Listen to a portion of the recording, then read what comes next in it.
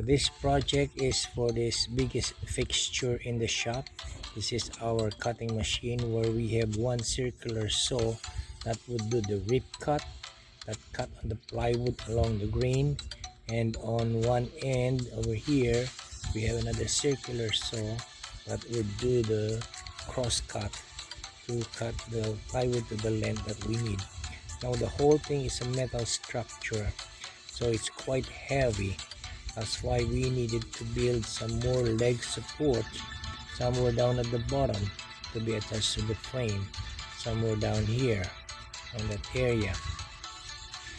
It would look something like this, and it would be installed in that area over there to act as a support leg for the whole thing.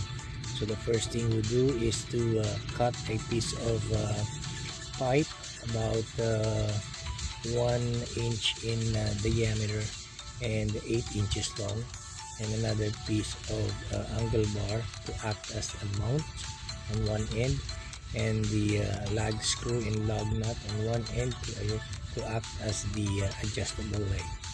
So the first thing we need to do is do some welding here.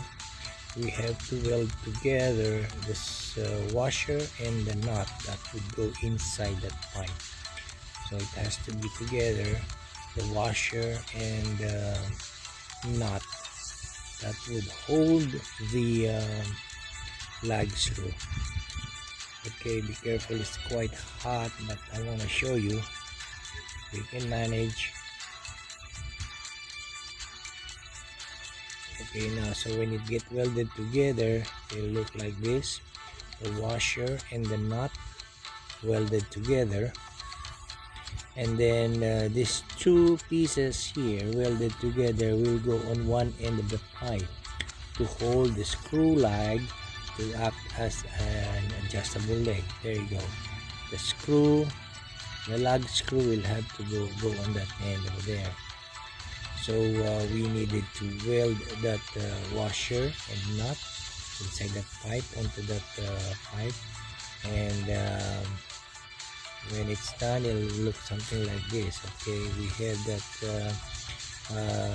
washer on one end, and then on the other end we have the mount, the angle bar. And so this whole thing we have to assemble together. We have to put the lag screw and the nuts onto that support leg, put it all together, and the whole thing will have to go installed on the metal frame, somewhere down on this part of the metal frame here to hold the weight.